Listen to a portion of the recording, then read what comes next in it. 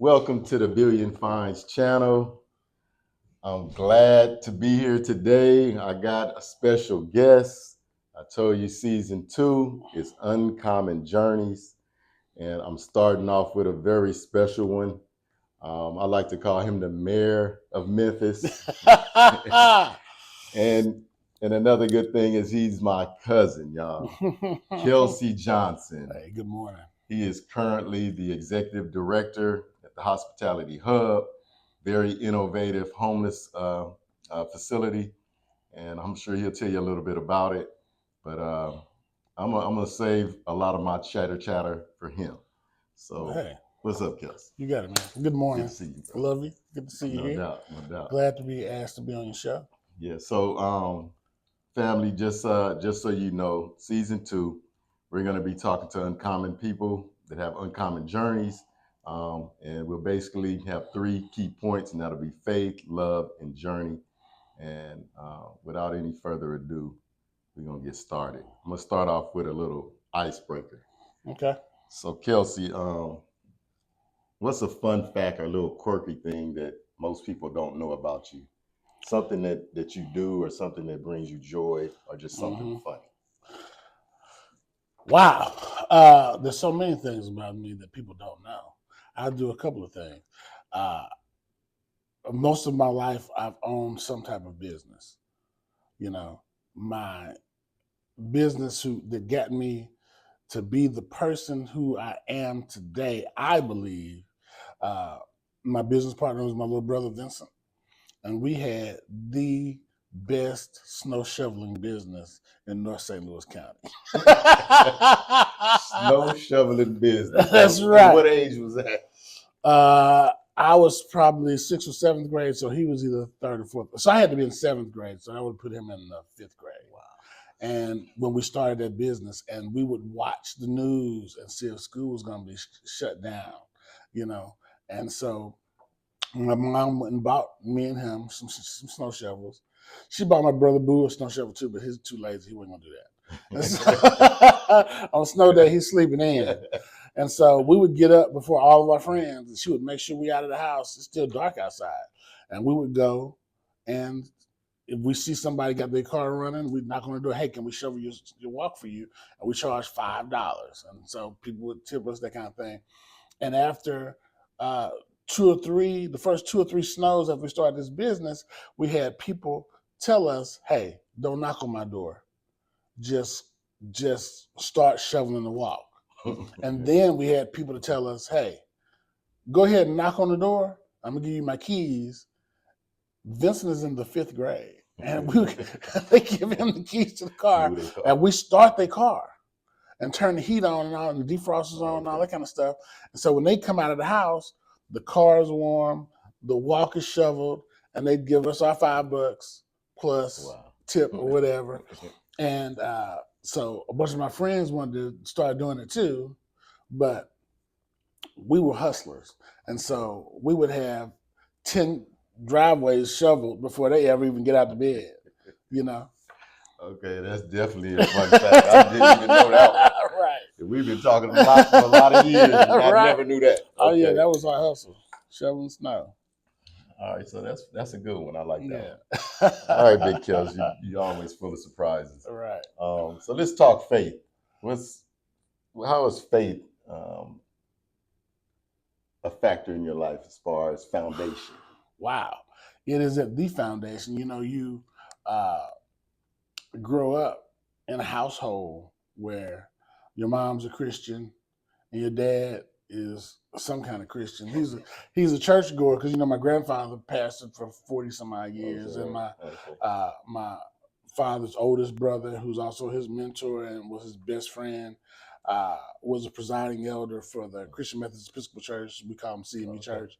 And if you ever go to a CME church, visit one, go to the first page of the CME hymnal, go down about 3/4 of the way through the page, and you'll see edited by W.R. Johnson Jr. That's my dad's brother. Yeah, so we grew up in church. I was a member of Christian Youth Foundation. I joined the NAACP at my church when I was in 7th grade, and so we were always around church. And we left St. Louis and moved to Tennessee. And so in the 10th grade, I left the CME church because a friend of mine uh, invited me to go to church with her. And she was a member of the Church of God in Christ. And I had never seen people speak in tongues. I had never seen people raise their hands to get their head anointed with oil. I was captivated. You know what I'm saying? And like, what is this they doing? And then the music was, I always hated church music. But the music was soul stirring, and the words they spoke to you, and they praised God, and then they worship. And I had never heard the phrase praise and worship before. I had never heard of that.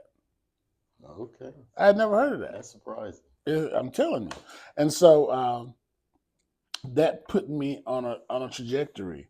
And I'm glad that my last, 2.5, 3 years of high school, that I went to a holiness church, because it made me feel uncomfortable laying in the bed when I was in college.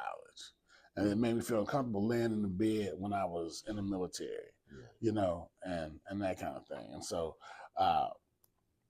it put me in a position where I was open to hear from other people.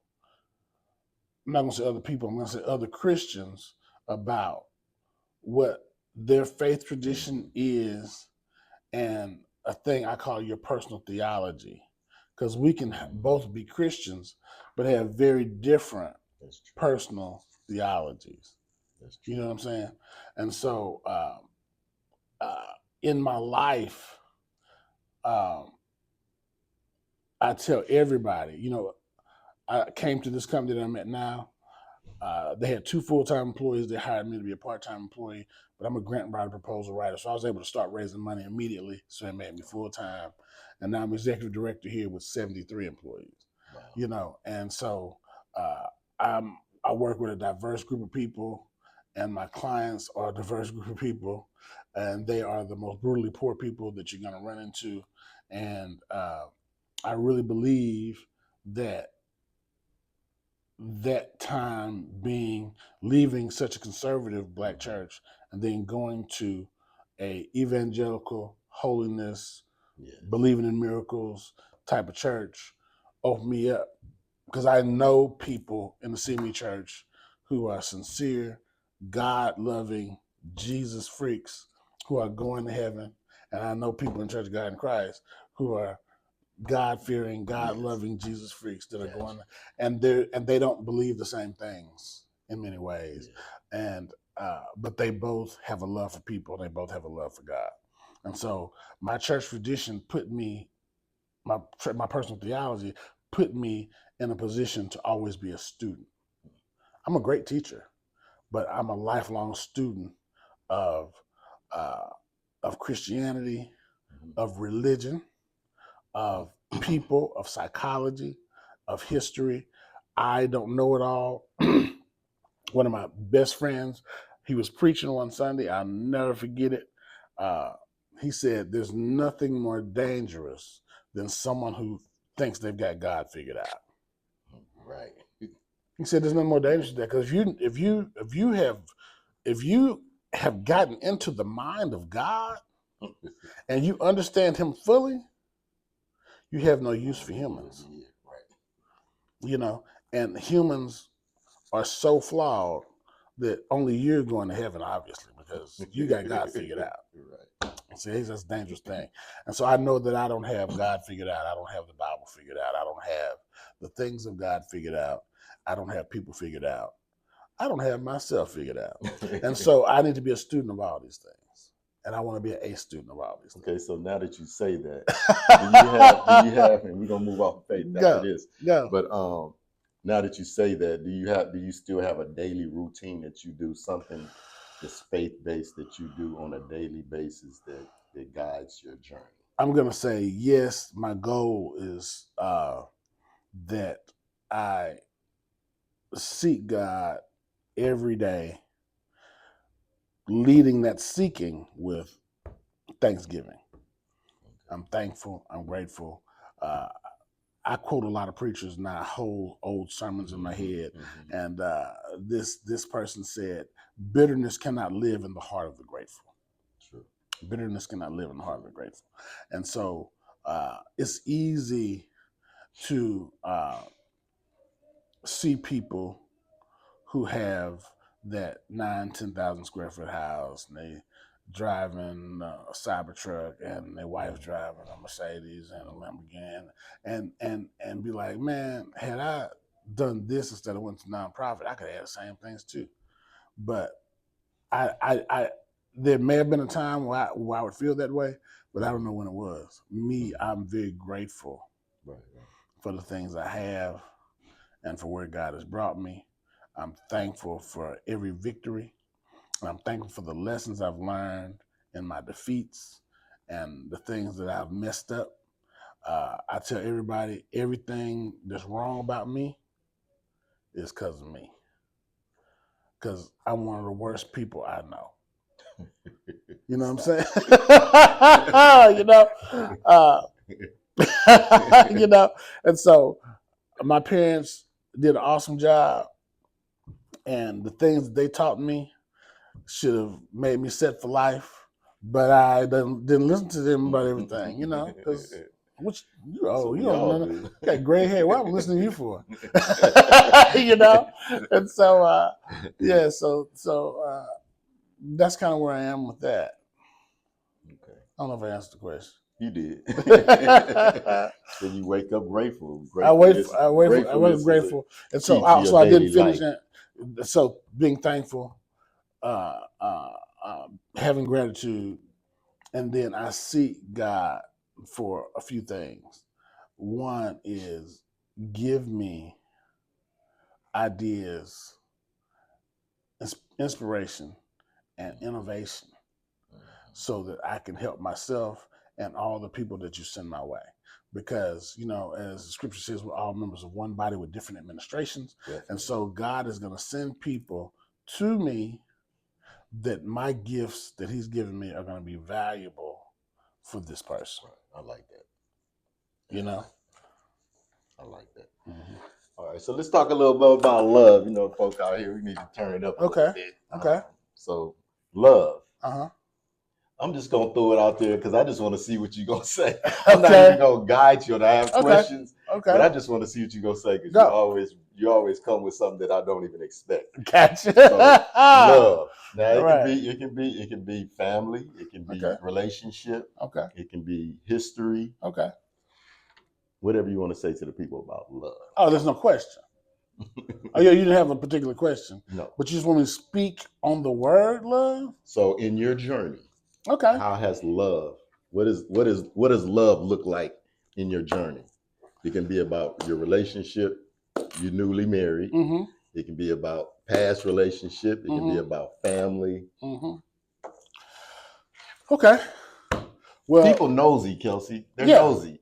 Yeah. So we need to give them something. Okay, I'm just trying whatever's authentic to you. Yeah, I've got so many things. I'm trying not to use up all your time, you know, because I talk for a living, and so I could burn up all your film. I'll edit. You'll run out of film. I'll edit. You know, do it to where it can encourage somebody. Okay. So mainly, what I want to see is somebody be encouraged or uplifted or inspired. Well, there's a thing that everybody who knows you, I'm sure, has heard of. They call agape love.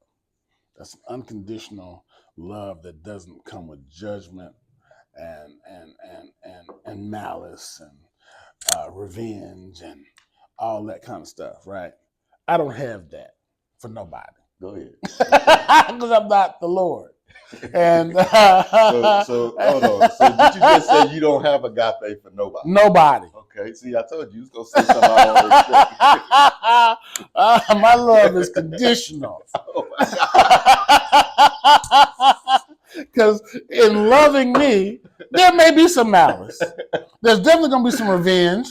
There's some payback. I gotta get you. I gotta get my lick back. So I'm that type of person. Okay. You know, I do have a very different kind of love for my mom and dad, and I'm so grateful for them. And I remember when I was in my early 20s, maybe 24, 25 years old, my father heard me say something to a woman. I don't know what I said to her, but I was in a relationship with this woman, and I said something to her as we were leaving his house. And he walked out to the car and said, "I need you to come back in." And he said, "That's not how we're gonna talk to women. That's some bitch shit right there." He said, that's not what men do." He said, "You bigger and you stronger, and you're not in love with her, but she's in love with you, and so you're abusing her and taking advantage of the fact that you're the one who has the power in a relationship or whatever." And you know, my dad, he you wouldn't think he'd be so philosophical because he's a nigga. You know what I'm saying? So, yeah. That ain't how I see it. Hey, Uncle Herman. That's not how I see it. Yeah. And so he said, "So when you get in the car, he said, for me, I want you to apologize, and I want you not to be like that." You know? And that conversation with my father made me, I did what he asked me to do. Because I'll apologize even if I'm not wrong. You know what I'm saying? Because it's helpful to you. Yeah. You know, I have very thick, leathery skin, and I got another layer of thick, leathery skin around my heart. You know what I'm saying? And so I don't feel emotional pain the way a lot of people do. You know what I'm saying? And so that thing makes me, that conversation with my dad made me want to pay more attention to him. And one of the things I realized in my research about him on a day-to-day and historically, I realized, you know what, this man had never told me nothing that didn't happen. Every word out of his mouth, it might as well be canonized. You might as well put it in the Bible, because he never says a thing that he don't mean. And if he says he's going to do something, he's going to do it 100% of the time. And if he said he's going to be somewhere, he's going to get there early. And I decided about a month after that garage conversation with him that I'm going to try to be like that. I'm going to try to be like that. And probably, how many years later? 25 years later or whatever, I was at a poker game or doing something, and I heard my son say to a guy in the room, "Nigga, if my daddy said, you might as well put that in the Bible." Because he don't never say something he ain't gonna do it. Anything, if he said he gonna show up, he's gonna show up. If he said he gonna be there early. And I never told him the conversation, but this is exactly the feeling I had about my dad. And I said, I want to be like that, especially for my kids. You know, right. And so when I think about love, I can buy flowers and cards and candy and gifts and all these types of things, but there's no greater love than me laying down my life, my time, my money, my everything for another person, you know, and being sincere about it with no expectation of getting something back. You know what I mean? Yeah. That's unconditional love, Kelcey. It really ain't. It really ain't. It really ain't. It's acts of service. True. You know, it's definitely that. And it's sharing a level of accountability with people that they can depend on you, that you're going to show up, we had a situation where the woman I was dating, who I'm now married to, her pipe froze in her ceiling, and water's cascading down into her house at 8:00 at night, right? And the ground is covered with snow and ice, and she can't find the cutoff to cut the water off. And so she called her daughter. Her daughter called me, and I told her, this story is not about me so much. It's about another thing. But you can tell me what that thing is. I told her with confidence, I said, in the next 30 minutes, I'm going to be at your house, or someone related to me is going to be at your house. And so the first person I called was my brother, because he's a licensed plumber. Didn't know that. He didn't answer the phone. He's licensed HVAC, plumbing, and he's one of the few black boilermakers in the state. Boo. Oh, Yeah. I didn't know that. And so he didn't answer the phone. The next phone call I called was to CC, Myron Armstrong Jr. He answers on the first ring. I tell him what's going on.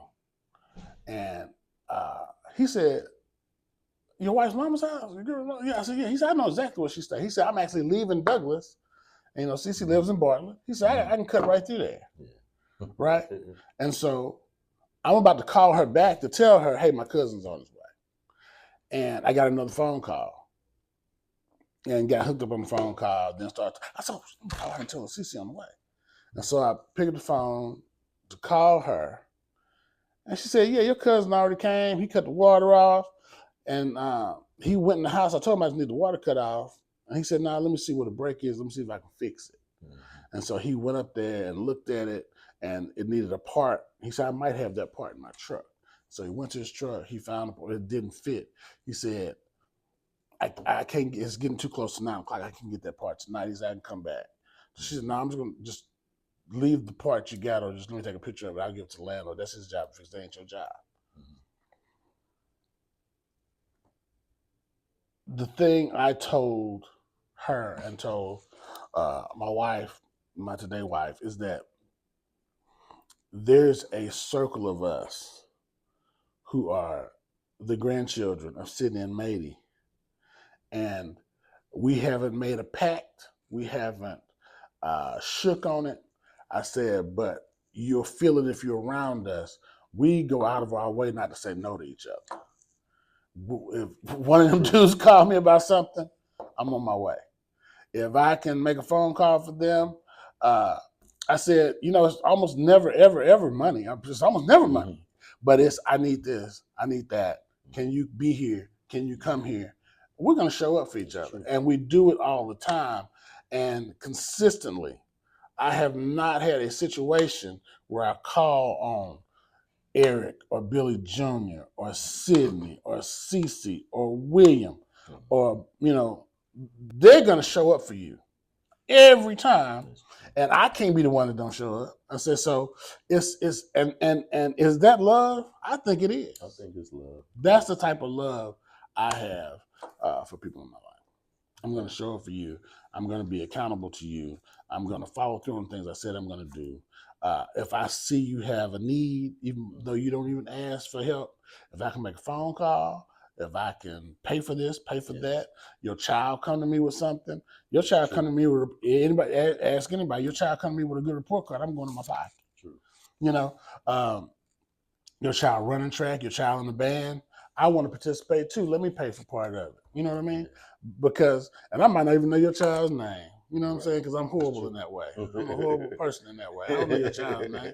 But no, the short one. The short one with the mohawk. You know what I'm saying? But I'm willing to participate with you because, not because I know your child, but because I love you. That's true. That's true. We are definitely like that. We're definitely very charitable. We have compassionate hearts. So that is for love. Sure. That is love. For sure. I'm not going to say what I'm talking about right now is not all the Armstrongs. I'm talking about there's a group of us. If I call your brother Sydney right now, he's going to move the earth to do the thing I asked him to do. Right. And he don't even live in Tennessee. Right. That's true. I agree. That's true. So let's talk a little bit about your journey. Yeah. So get into some of the weeds and then we'll cut it off.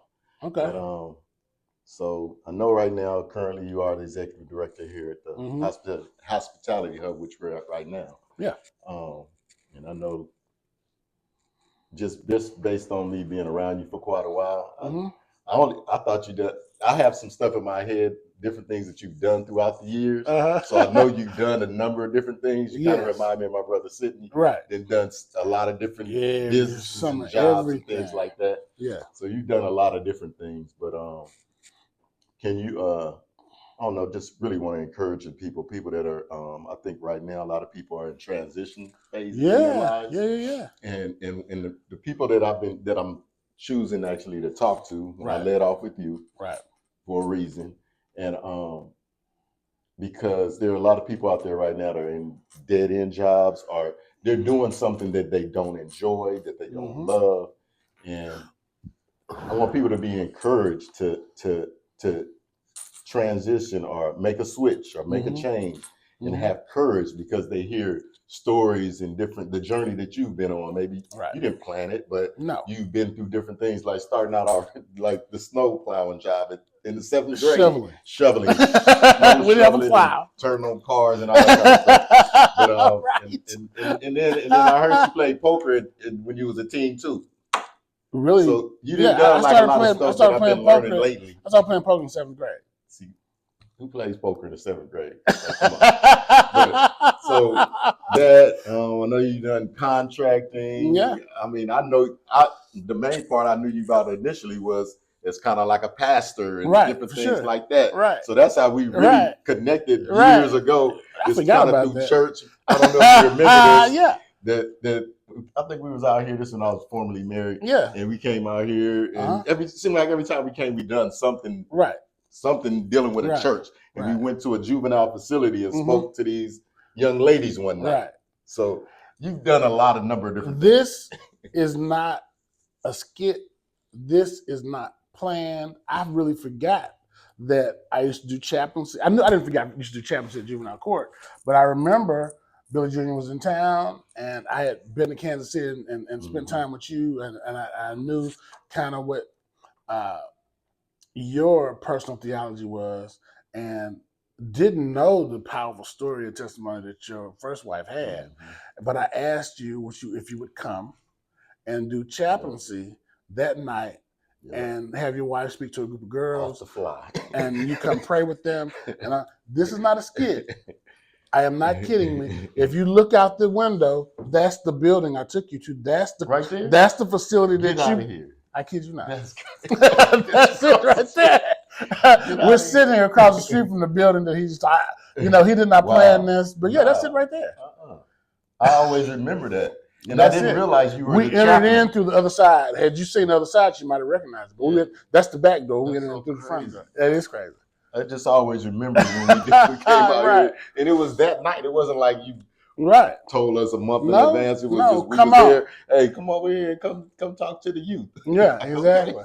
Right. But so that is so crazy. I didn't realize that you were the chaplain. I just knew you used to do a lot of outreach type stuff. I thought it was just a program you were doing. I was not the Shelby County chaplain. I was a part of the volunteer chaplaincy service. And we served for 5 years on the volunteer chaplaincy service. Okay. And what happened was my first wife, they fell in love with her. And we went to a meeting, and she gave her resume to one of the administrators from the court, and they offered her a full-time position. And so when they offered her that full-time position, I was no longer allowed to volunteer there. It was some kind of conflict of interest that a person in an upper level position could not have their spouse or them be volunteering and working with the children at the court. And so that left me still want to do outreach. I didn't want to be involved really in pastoral ministry anymore. I thought outreach was my thing. I need to be out here seeing people who are hurting. And so that Sunday, kid I grew up with in St. Louis, he moved here because I was here. And he lived at my house until, I'm calling him a kid, but he's older than me. I know him from us being kids together in St. Louis. And he moved here and got married. And he was doing praise and worship for a church downtown called Memphis Inner City Outreach. Mhm. And their ministry was, they had 2 services every Sunday. Their first service was to the homeless. They had a full-blown praise and worship service, baptism, communion, all the things. And every homeless person who attended that service would get a paper voucher. Because in Memphis, most shelters are not free. You have to pay to get in. But with this voucher, you could get one night of sleep, rest, shower, blah, blah, blah. And so we normally have about 200 homeless people in that service, in that Sunday service. And then we were across the street from a big housing project. And so the second service was for people in that very impoverished community, right? And so he took me there. He invited me to come and see him and see his worship service or whatever. And at the end, you know the part where they look, visitors here, and you stand up and tell us who you are and how you found out about this place. And so I got up and just introduced myself. And the guy who was the pastor of the church walked up to me afterwards, and he said, "You talk like you." He said, "Are you a preacher?" I said, "Yeah, I am." And he said, "That's funny." He said, "I've got to be out of town next week." He said, "Can you come preach?" I'll give you $60, not per service. $60. And so, well, I've been preaching at juvenile court 5 years for free, so I get $60. I can go to Red Lobster and pay for the appetizers. Right? And so I came that Sunday, and he wasn't there, but his wife was there, and she played the piano and that kind of thing. And man, when I got through, about 50 guys got up to come get saved. Wow. Right? And so the next Sunday, that week, the guy called me and said, "Hey man, I'm getting so many calls from everybody about how good your sermon was and that kind of thing." He said, "I hate I missed it." He said, "Can you come next Sunday and do it again? This can be there this Sunday." And I said, "Yeah, I can do that." And so he said, "But let me tell you something." He said, "You don't have to." He said, "Whatever sermon you preach in the first service, just preach it in the second service." I said, "Well, I'm not going to do that." I said, "Because musicians and ushers and all these people there in both services." I said, "So I'm going to have a different sermon every time I get up and preach." And so he said, "I wouldn't put all that work in." I said, "Well, God's going to speak to me and tell me what to give to each group. And they're going to get what they get." True. You know what I'm saying? And so I came that next Sunday, and about 50 guys get saved. And then so many people signed up for baptism, we have to make appointments for people to come in and get baptized. Wow. You know, and that kind of thing. And people from that community that had been there that first Sunday, they brought their cousins and grandma and all these people. I mean, it was like just in that one Sunday or whatever. And so, kid you not, the guy comes to me and says, "Can you preach again?" Next Sunday. And so I think for me, I visited church, then preached 3 Sundays in a row there. Wow. And then I started volunteering there, and I was working in the restaurant business at the time. And so I arranged that my Thursdays were off because they had a Thursday afternoon worship service for homeless people. And they had different guest speakers to come. And so I went and attended this Thursday service. And they had this guy there who was the executive director of Safe Harbor Mission that used to be here in Memphis, They're Little Rock, Memphis, and now the one in Memphis shut down, and they moved to Brighton, Tennessee, up there past where your dad lives. And this guy got up to preach, and it was one of the most powerful sermons I had ever heard. You know, and he testified. I don't give you the whole sermon, but he testified about how he had gone to prison for murder. And he said, "I'm not gonna lie.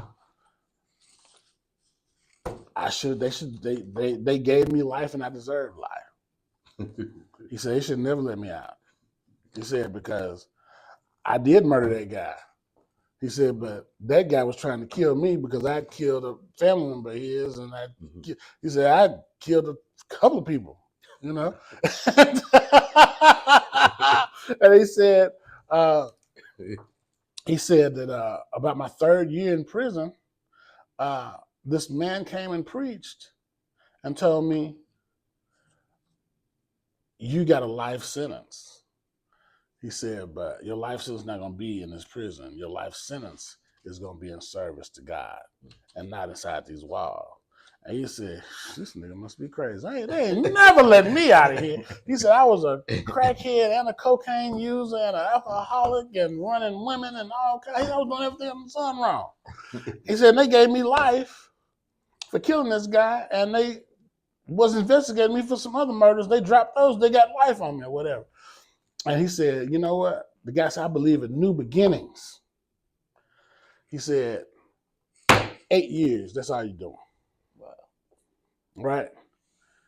And he said, about 7.5 years in, I had a visitor come in, and he was from some kind of legal aid thing. And he said, "The people who prosecuted you have done a lot of dirty things to other people, and we're getting these cases thrown out."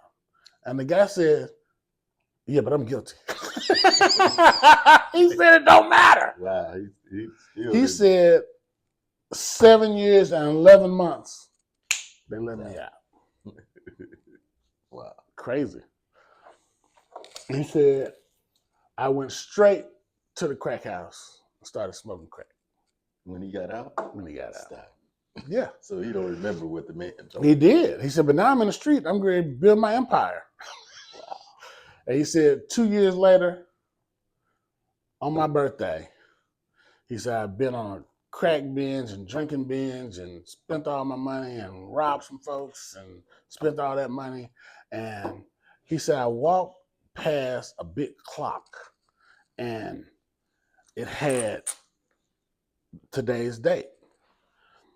And he said, "It was my birthday."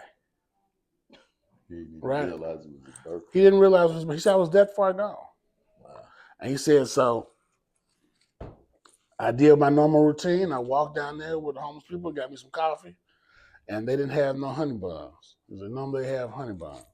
He said, "So I went around behind the church and I lifted up the top on the trash can to see if there was some honey buns from the day before in there." Wow. He said, "I lifted up that thing, and he said, it's as if God spoke to me." He said, "Even when you were in prison, your mother baked you a cake for your birthday, even though you wasn't there to eat it. When you were at the lowest points in your life, your mother made your birthday cake. Don't you think she got a birthday cake for you at your house, at her house?" He said, "I put the lid down, finished my coffee, ran down here, jumped on the bus, went to her house. She had a birthday cake there." Wow. And she said, "Look at you. Look how you smell. Look how you look. This is not what God has for you. You're supposed to do life in prison." And the man told you 8 years. And he said, "You out here wasting it all." And he said, "I have not drank, drugged, done nothing since that conversation with my mama. Her friend drove me to Safe Harbor, which was a homeless shelter for men. It's a discipleship program." And he said that I went in and I did what they said do, and 5 and 6 Bible studies a day, and trusting God, and on and on and on and on. And he said, I left there, graduated from there, got a job, volunteered there. They hired me to help in the kitchen, and now I'm executive director of the whole place. Wow. The last thing he said, if you are tired of drinking and drugging, he said, I drove down here by myself, but I brought a van. He said, if you're serious about changing your life, get up out of that chair right now. He said, I know Kelcey handing out sandwiches and sodas, and you can stay here and get a haircut, and he's going to give you some free clothes, you get a pair of socks and all that kind of stuff. He said, we're skipping all of that. If you're ready, get on this van. There was about 60 guys in the room, and 4 guys got up and went with him. You know something? Definitely. And so, so after that, I would preach every Thursday that we didn't have a guest speaker, and I would try to seek guest speakers for them. And I was in the restaurant business. I was making good money. And these guys, the board of directors said they want to meet with me. They want to meet with me. And they said, you're really good at this work. And you're the best volunteer we've had. And you're the best preacher we've had come in here. We don't have anybody, you know, and our pastor's getting older and that kind of stuff. And so we want you to come and be our associate pastor full time. We don't know how much money you make on your job, but we can pay you $425 a week. And you can have Fridays and Saturdays off. And get Friday and Saturday off. Yeah. Thank you. I was like, oh, that's a monster pay increase. Is that even $20,000 or what else? Poverty wages, right? And so, man, I went and talked to my wife at the time and told her, you know, I want to do it, but I don't know how we can afford to do it. I don't know how we can afford to do it. And so she said, well, I've been praying that you lead a restaurant business. And I believe that if you leave now and do this, you've been doing this chaplaincy thing for so long, you've been working with the gangs. When I'm not there, I'm working with people who get out. You know, I'm doing all that kind of stuff. I feel like God is not going to let us lose our house and lose our cars and stuff if we start doing that. You know what I'm saying? And so this is not a skit. I quit my job, you know, and as a side note, the guy who runs my facilities and kitchen here, I was working for him, and now he works for me. I needed a facility, somebody who's excellent. Yeah. And he's excellent, and I didn't have his phone number, didn't know how to get in contact with him, but I remember visiting his house once or twice. And so I just, when the building was built and I was almost getting through with it, we wanted somebody to be here before the building was done to look at the air conditioning systems, all this kind of stuff. And he had run hotels before he ran restaurants. And so I went and knocked on his door. He answered the door. And now he's here running this place. But back to this, that's who I resigned to, was him. And now, 20 years later, we're working back together. But anyway, so I quit my job. I went over there and started working for this place for $425 a week, which is much less than my janitors make here. This place is way less. It's way less. And so probably about 2 weeks after I quit my job. So I still got another check coming from my other job, right? My wife's director brings her in and says, I want you to stop doing this job. I want you to be director of human resources for that same building, St. Juvenile Court. $45,000 pay increase. True story. Man, true story. Okay. True story. And I've really almost never stopped working with homeless people since. And so when that place went away because they changed their mission from homelessness to youth, I said, I'm not going to do that. I started flipping houses and flipping cars, and then Hurricane Katrina hit, and I went down there and made a bunch of money fixing people's houses and doing floors and all this kind of stuff. Came back and started contracting for Handyman Connection, and I started my own flooring company, Fantastic Finishes. And so I went to Little Rock and learned how to stain concrete. And contractors would call me and have me stain the concrete. Corey and Charmaine, when they built their house, their contractor called me to stain their floor. I pulled up in the yard. What you doing here? I'm the guy they're hiring to stain y'all's concrete floor. And so that kind of was my thing. And then the hospitality hub got started, and then the mortgage crisis, and flipping houses was not a way to make money no more. And the custom type of work I was doing, stone and tile and travertine, and I was installing wet rooms and staining garages and all this kind of stuff, and stopped doing that. Went back to school online, got my psychology degree, and I wanted to get an addiction certification, and found that they had a seminary here that would do it. And so I went and enrolled in seminary and got a call from a buddy of mine and said, "Hey, there's this place called a Hospitality Hub. They can't pay you much, but they'll give you $20,000 for 20 hours a week."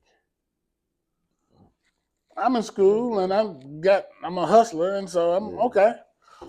And that's how I came here. And as we started this thing, when I came here, I was this part-time employee making $20,000 a year for 20 hours a week. I didn't even have a key to the building, any of that. And but they ended up giving me a key because I was getting to work before everybody else, and I was leaving after everybody else. I was putting in 40 or 60 hours a week because I was writing, trying to raise money for this place. On Sundays, I'd be at a different church every Sunday that supports this place. And I'd say, "Hey, can I talk for 5 minutes?" I did that via email during the week. "Can I come to church? Can y'all give me 5 minutes?" Or whatever. I went to one church, a black church, a CME church. Guy was in seminary. We said, "Man, come to my church. It's family day. I give you 5 minutes." And I got up and did 5-6 minutes. And he got up and said, "We need to." This is a black church now. Y'all know how we are. He said, "We need to do something for the hospitality hub." And he said, as pastor of this church, I'm pledging $5,000 a year of support to the hospitality hub. This is a black church. Church is over. The plate has been passed. It's almost time for the benediction. He said, "Ushers, I want y'all to do a special offering for the hospitality hub." And we raised a $14,000 offering at a black CME church. The service is already about to be over. Church about to be over. And he did exactly what he said he was going to do. He gave hospitality hub 5,000 of it. Oh, he gave y'all just 5,000. That's what yeah. It's a black church. Anyway. Okay. Yeah. Rest in peace, Willie Boyd, one of my good friends and one of the best pastors to ever grace this city, best preacher I've ever seen in my life. And a young guy went to seminary where he got killed about 3 years ago, trying to avoid a deer. And the city lost a great man with the death of Willie Boyd. He was awesome person. Well, you gave it, even though some of it wasn't your journey, it was tied in your journey, and it came back. Right. You was talking about the one gentleman that went through prison and all that. Right. That was a journey right there. Man, come on. So, I mean, I like that. I mean, I've been through a whole lot of different things in my life, so that's why I really like this segment or this season. Right. Man, you gave me a whole lot of stuff I didn't even know about you. Right. But just to close it out, Kels, if you would I would just say, give just one last note, one last inspirational note or encouragement to the person that's looking at this and thinking about, you know what, I'm about to take this leap of faith. However it is you want to do Right. it. I don't know. I'm not even Right. worried about what religion or whatever you from. Right. Just taking that step of faith and making a change, like just say Kelcey did when he left his more lucrative job in the restaurant business Mm-hmm. to go serve as associate pastor or pastor at a Yeah. homeless Right. type facility church.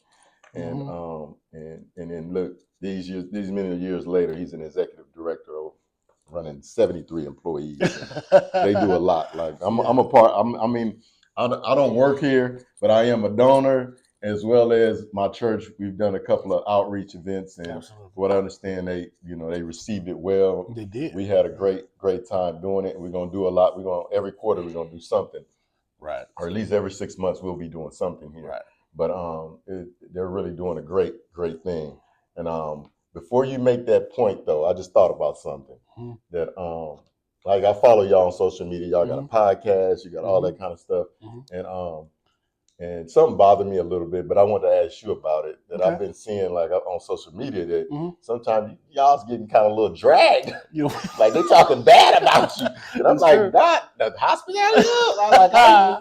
Right. How do you feel about that? Like, how? Right. You know, I got told you, I got thick skin and my heart is wrapped in leather. So I'm, but I also am an empath, and my employees' feelings get hurt when they're lied about, talked about in a way that's not true. We had a woman who was actually living here at the shelter, and she has a GoFundMe. She's raising thousands and thousands of dollars, right? And saying that she's living outdoors with her kids.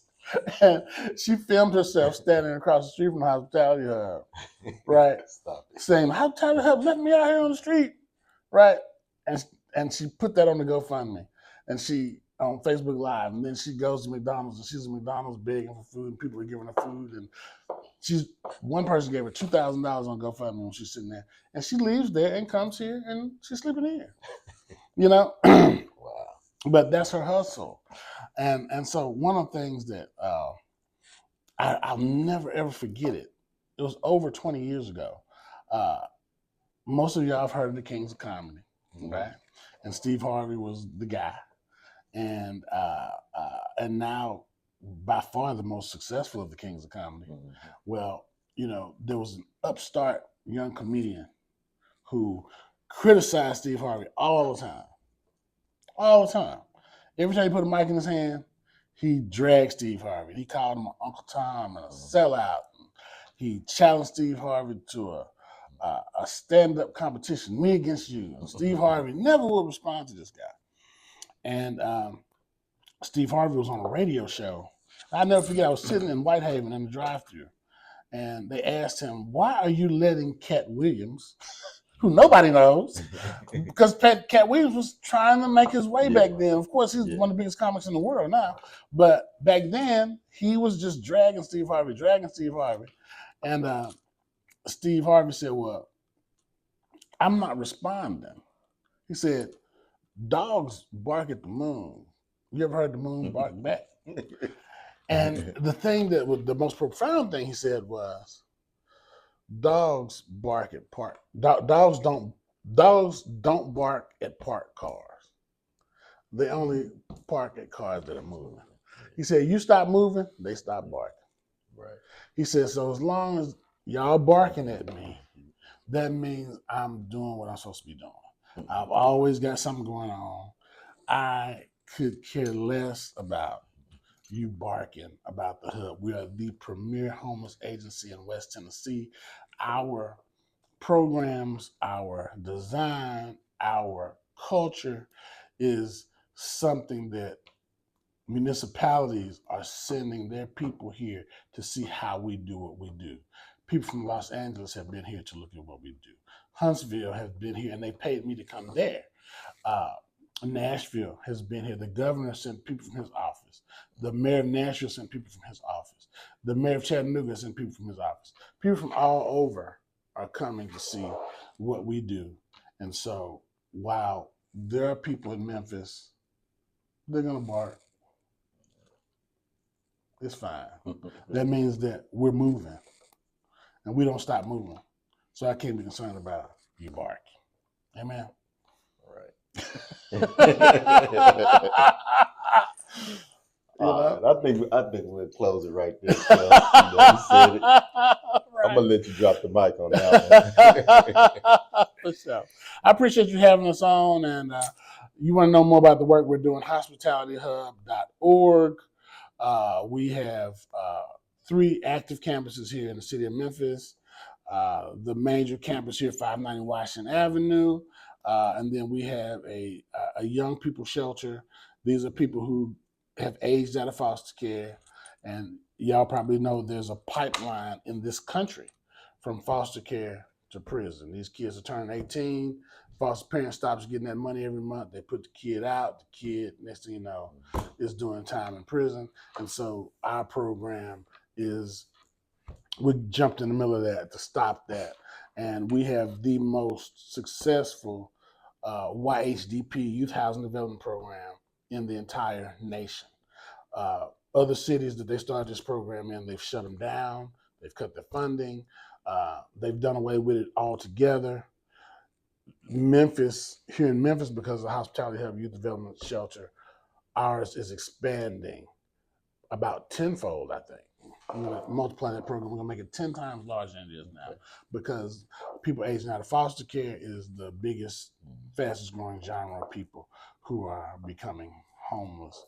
And then we have another shelter here in town. It's really transitional housing for homeless people who go through our Hub University class, learn the soft skills to get a job, and then learn those techniques to keep a job and to get promoted on your job.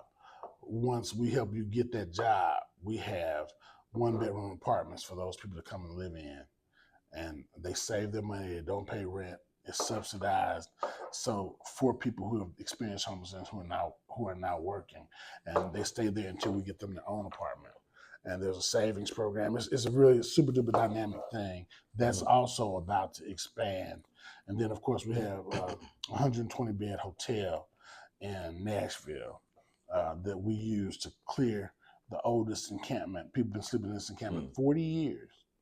Nashville been trying to clear it for 15 years. We were able to clear that encampment in 10 weeks and move those people into this hotel. And now we're housing people out of that program. We've sent more than 70 people into alcohol and drug treatment out of that program. Yeah. Right now, 80 people and 30 dogs live at that hotel. You know, so we're doing our thing. Hospitalityhub.org. Check us out. Yes. And click on donate. Please do it. I appreciate you, Kelcey. Appreciate you coming out. All Appreciate right. you sharing your journey. All right. Love you, Joy Taylor Johnson. Family, thank you again for tuning in to Billion Finds. I hope you were encouraged, inspired, and provoked to live your best life. But if you would, go ahead and subscribe, like, and share. Love y'all. Peace.